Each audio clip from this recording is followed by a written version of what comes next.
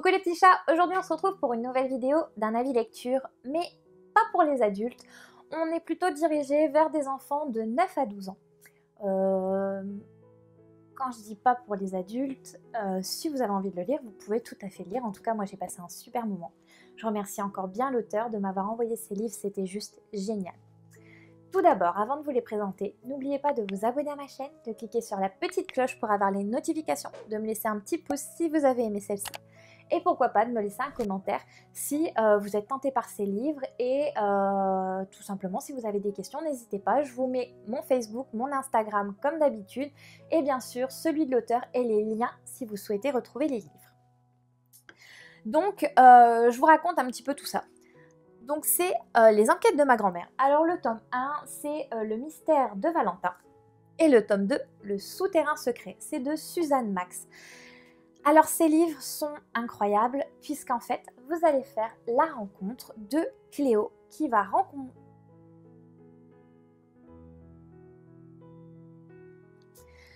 Donc vous avez le tome 1 qui est le mystère Valentin et le tome 2 qui est le souterrain secret de Suzanne Max. Donc c'est en fait une série, ils peuvent se lire indépendamment puisque si jamais il y a des clins d'œil, par exemple un petit peu dans le tome 2, il y a un, deux, voilà, clin d'œil sur le tome 1.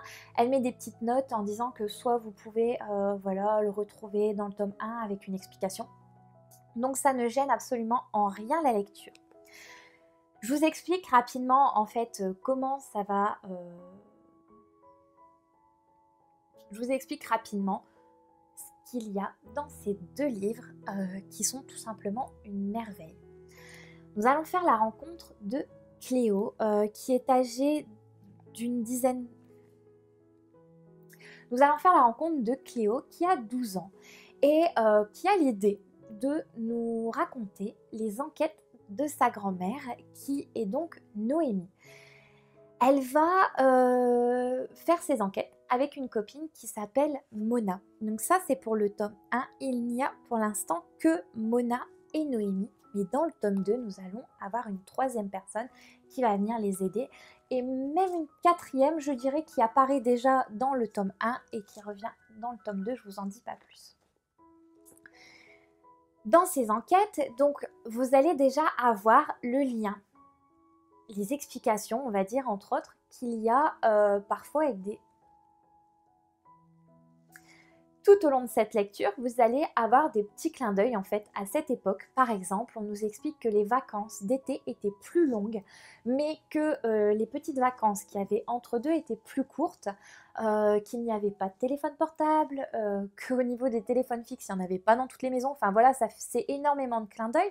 On va même des fois nous faire des références, que ce soit au niveau de films, au niveau de livres. Enfin, c'est très très riche pour faire comprendre aux enfants comment les gens vivaient avant, au temps de nos grands-parents.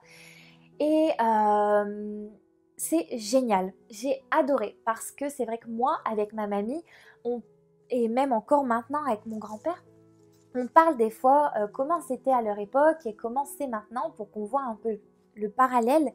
Ils avaient quand même un confort de vie incroyable, même si nous aujourd'hui on a les téléphones portables. On se rend compte quand même qu'on est un peu prisonnier. Notre téléphone portable est très dépendant surtout. Et on se rend compte aussi qu'ils avaient d'autres façons de s'amuser, qu'ils avaient beaucoup plus de liberté. Enfin, c'est juste génial de pouvoir référer de tout ça avec les nouvelles générations. Donc comme je vous dis, on fait des clins d'œil avec des films, des séries, des vieilles séries. D'ailleurs, j'ai regardé une série, je ne vous spoilerai pas, c'est une avec Yves Régnier qui devait être, à mon avis, ses premières séries. Et c'est juste génial, j'ai découvert ça grâce à l'auteur que je ne connaissais absolument pas. J'ai fait d'autres découvertes et j'adore, puisque ça permet aussi aux enfants de découvrir autre chose que ce qu'ils connaissent maintenant. Ils se lisent super vite, donc j'ai oublié de vous dire, c'est la collection Saute-Mouton et les éditions c'est Ex Aequo, si je ne dis pas de bêtises et si je le prononce bien. Donc ils sont que à 11 €. Comme je vous dis, hein, vous pouvez acheter le tome 2 et pas le tome 1 ou le tome 1 et le tome 2, c'est comme vous voulez, ils sont indépendants l'un de l'autre. Et au niveau de la durée, il y a 109 pages, donc ça se lit assez vite. D'ailleurs, même si vous êtes adulte, que vous voulez les lire, vous pouvez, hein, c'est génial, super bien écrit et plein d'humour, de rebondissements, parce que même si c'est un livre pour enfants, il y a des moments où je me suis dit mince, je m'attendais pas à ça. Et c'est génial, j'ai passé un super moment avec ces 2 tomes. J'ai même fait une pause à chaque fois avec le tome 1 et le tome 2 parce que je voulais pas le lire en une journée, je voulais me laisser un petit côté de suspense parce que forcément pour un adulte il peut facilement être lu en une journée. Donc voilà, en tout cas je le recommande vraiment pour les enfants puisque c'est plein d'humour, cette jeune Cléo qui au final a le même âge de sa grand-mère hein, quand elle fait ses enquêtes. Donc c'est génial qu'elle puisse faire le parallèle avec aujourd'hui et le temps de sa grand-mère. Et ça m'a énormément touchée, ça m'a énormément émue parce que j'ai perdu ma mamie il y a 2 ans, enfin presque 3. Et en lisant ces livres, j'ai presque eu l'impression qu'elle était avec moi et que c'est comme avant quand elle me racontait ses péripéties, les choses qu'elle faisait quand elle était petite. Donc c'est juste génial parce que c'est ce lien entre cette petite fille et sa grand-mère, ça fait rêver en fait. Et je suis sans mots. Enfin,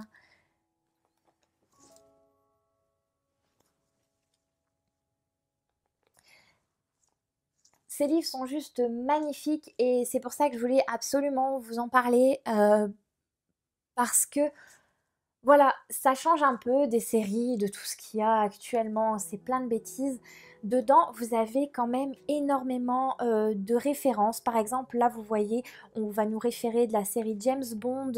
Vous allez avoir plein de petites notes comme ça où on nous explique parce que, alors, un truc tout bête, par exemple.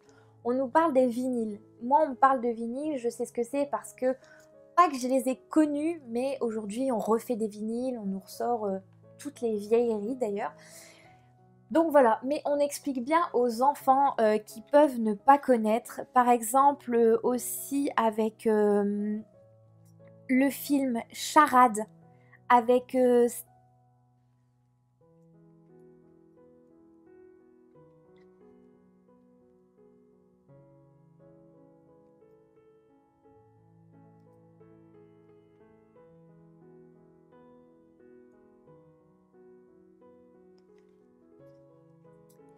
comme je vous disais, on nous fait aussi de temps en temps hein, des clins d'œil, que ce soit au niveau de films, au niveau de séries. Enfin, c'est génial. On nous parle aussi de...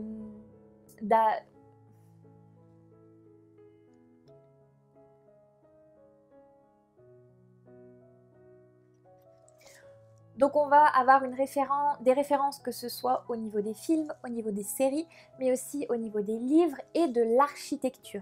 On va aussi nous parler par exemple un livre que j'adore, c'est Fantôme de l'Opéra.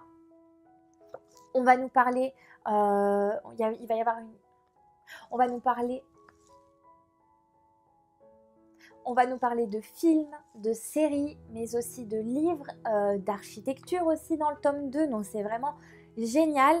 Par exemple, on nous parle du Fantôme de l'Opéra de Gaston Leroux. Enfin, c'est énormément de petits clins d'œil. Aussi, on nous explique le système scolaire un petit peu, comment c'était à l'époque. On mélangeait pas filles et garçons. Comme je vous disais, avec la durée des vacances, la discipline hein, qui était beaucoup plus stricte à cette époque-là que maintenant. Par exemple, on ne pouvait pas, quand on était une fille, mettre des pantalons, il fallait rester en jupe. Enfin, énormément de choses qui font que on réfléchit quand même que maintenant, alors certes, on est emprisonné par exemple avec nos téléphones portables, mais d'un autre côté, on a la liberté d'expression, la liberté de beaucoup de choses.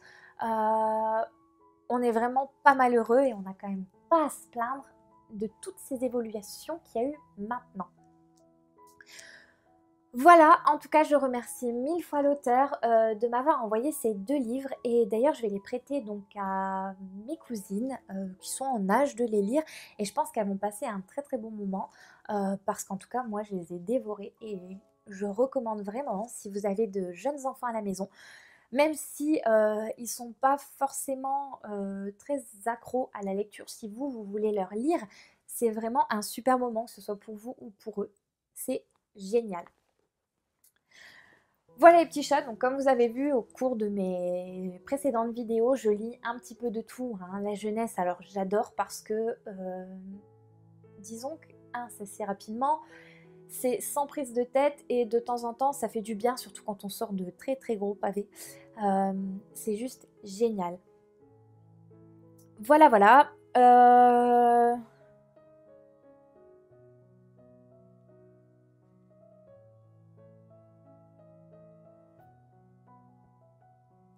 Voilà pour mon avis. Si jamais vous avez d'autres questions, n'hésitez pas, hein, Instagram, Facebook ou bien sûr directement dans les commentaires sur YouTube. Je vous répondrai avec grand plaisir. La vidéo va donc toucher à sa fin. Je voulais juste faire un petit clin d'œil à Sandrine. Je ne sais pas si tu as vu, mais dans mes vidéos, je suis une grande adepte de tes bijoux. Et si je pouvais dormir avec, je le ferais. Donc là, j'ai mis ceux de ta dernière box éphémère. Et dans les vidéos juste avant, j'ai mis aussi celui que tu m'avais envoyé pour le cadeau.